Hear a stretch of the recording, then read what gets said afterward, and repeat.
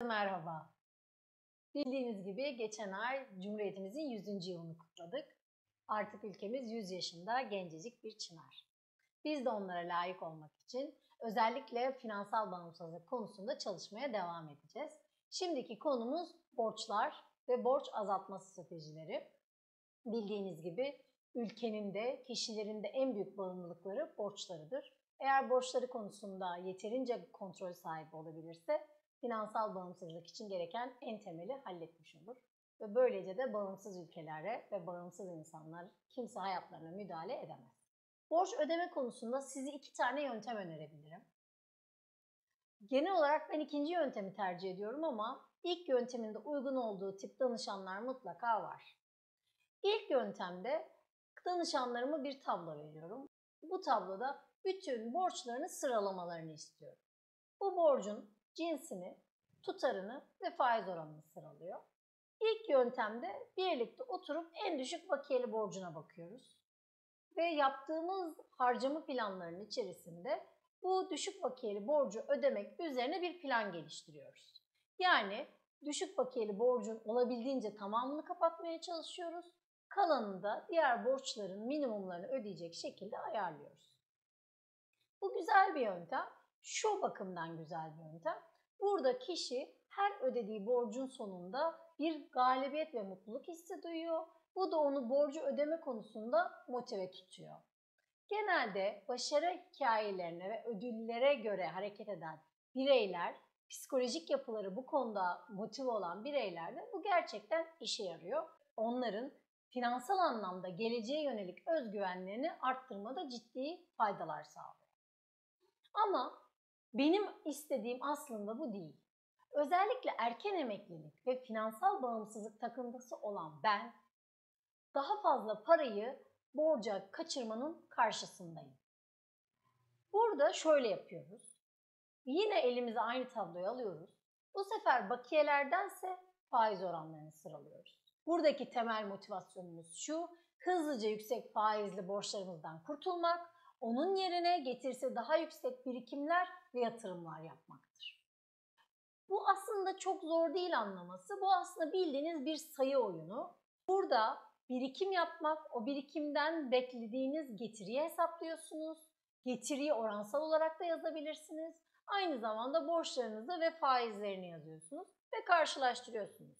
Eğer yaptığınız yatırımla siz bir nakit akışı sağlayıp bu borçlarınızı finanse edebilirseniz işte orada zenginlik ortaya çıkıyor. Bu nedenle de şöyle yapıyoruz. Eğer borç oranımız, borçlanma oranımız, faiz oranımız çok yüksekse ve istediğimiz, beklediğimiz getiri bunun altındaysa o borçtan kurtulmayı hedefliyoruz.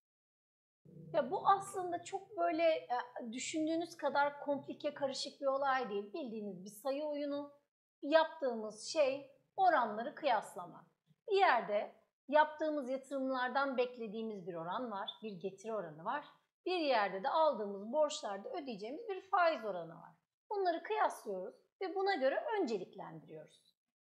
Burada bakacağınız borcunuz mu daha hızlı artıyor, yatırımınız mı daha hızlı artıyor? Eğer yaptığınız sistemde yatırımlarınızdan gelen getiriyle borcunuzu kompanse edebilirseniz işte o zaman ortaya muhteşem bir zenginlik çıkıyor. Zaten bundan sonraki süreçte de zenginleşme sürecinde de düşünce tarzınız zenginler gibi olacak. Borçlarınızı üçüncü kişilere ödetmek üzerine stratejiler geliştireceksiniz. O yüzden de öncelikle yaptığımız şey bizim aslında getiri oranından daha yüksek borçlarımız varsa önce onlardan kurtulmak, sonra getirinin altındaki borçları yatırımlardan sağlayacağımız getirilerle finanse etmek. Burada bir de uzmanları eleştirdiğim bir nokta var. Hepsi için söylemiyorum ama çoğu öncelikle borçlarınıza odaklanın, birikim yapmayı öğrenin ve sonra yatırım yapın diyor. Bence bu korkunç bir fikir. Bence yatırım borçlardan da öncedir. Bildiğiniz gibi dün de borçluyduk, bugün de borçluyuz. Ama yatırım öyle bir şey değil ki. Yatırım için bizim zamana ihtiyacımız var. Bu nedenle borçları göz önüne alırken bence yatırımı da kendinize zorunlu bir borç haline getirin. Onu da borç sekmenize yazın ve o yatırımı borcunuzdan önce ödeyin. Çünkü ancak böyle zaman içerisinde o yatırımlar size daha büyük kazançlar olarak geri dönecek Ve gün geldiğinde o borçlar tamamen bittiğinde o yatırımlar sizi zengin hayatınıza kavuşturacak. Daha sonraki çalışmalarımızda da göreceğimizde gerçekten aslında insanları ve zenginleri zenginleştiren yegane şey borçlardır. Borçlarla çok, hele ki böyle enflasyonist ortamlarda, çok para basılan ortamlarda düşük faizle para bulduğunuz zaman ve o parayı yatırıma döndürdüğünüz zaman emin olun uzun vadede çok güzel paralar kazanırsınız ve o kazandığınız paralarla o daha önce onun sayesinde aldığınız borçları çok ufak şekilde ödersiniz. Eğitimlerimde borcun önemi üzerine çok ciddi olarak duruyorum. Çünkü borç düşündüğünüz gibi sadece kötü bir şey değildir. Zenginlerin zengin olmasının temeli aslında borçlanmasında yatar. Bunu ayrı bir bölümde uzun uzun ele alabiliriz, konuşabiliriz de. Ama sadece size şöyle söyleyebilirim. Borcunuzun karakterine bakmanız lazım. İyi mi borç mu, kötü borç mu?